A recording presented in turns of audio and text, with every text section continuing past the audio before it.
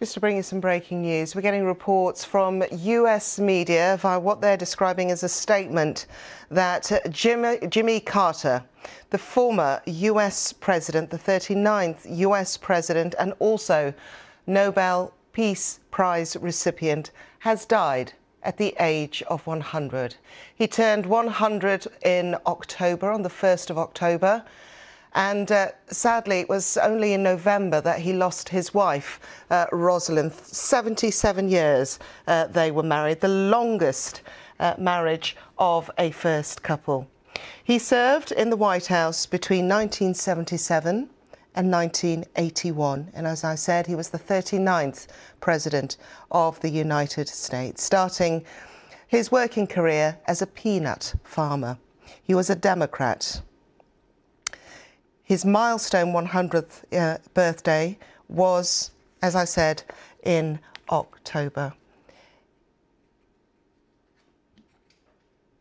Jimmy Carter, the 39th President of the United States, a Nobel Peace Prize winner, has died at the age of 100 in a hospice in his home state of Georgia.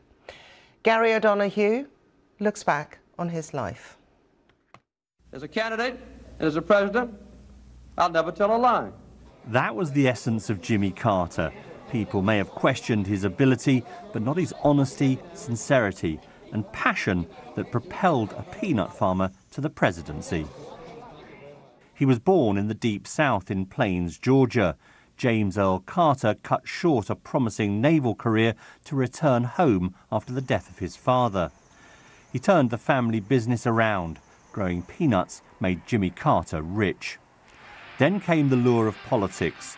He served 2 terms in the state Senate and one as Georgia's governor, before bringing his faith-based politics to Washington and a run for the presidency. My name is Jimmy Carter and I'm running for president.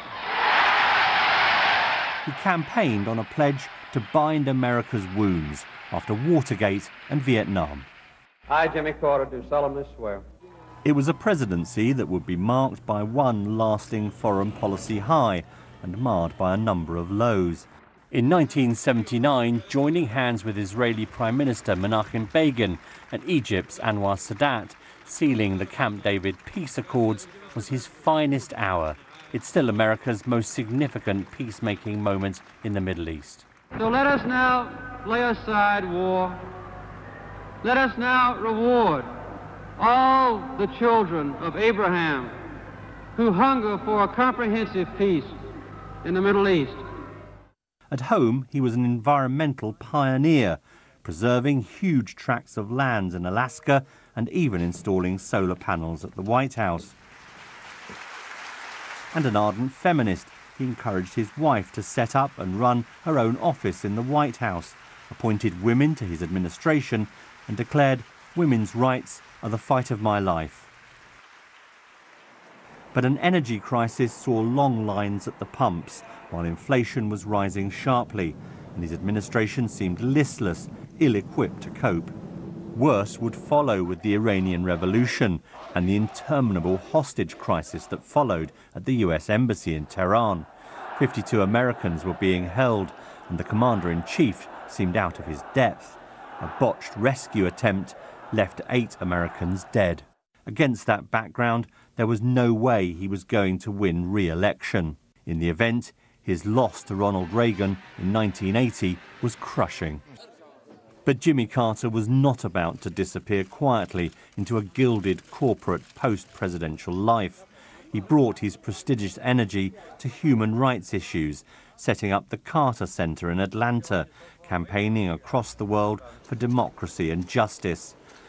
22 years after leaving office, he was awarded the Nobel Peace Prize for his efforts. Morning, everybody. In Plains, Georgia, he carried on leading Bible study classes.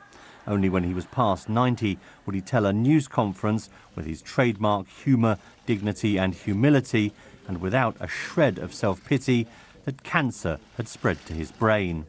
I think I have been as blessed as any human being in the world with having become the President of the United States of America and the work at the Carter Center and everything's been a blessing for me.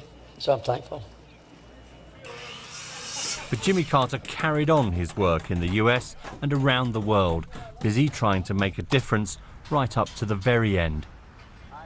At his side for 77 years, Jimmy Carter said of his wife Rosalynn, "She was my equal partner in everything." In their twilight, President Biden made the pilgrimage to Georgia to thank them both for their lifetime of public service. And when Rosalynn died, her husband made a rare trip out of hospice care to pay his final loving respects. Jimmy Carter's legacy has been hotly debated and often revised, but few would dispute that America's longest-lived president gave, in his own words, his very best. That's the former President of the United States, Jimmy Carter, who's passed away at the age of 100.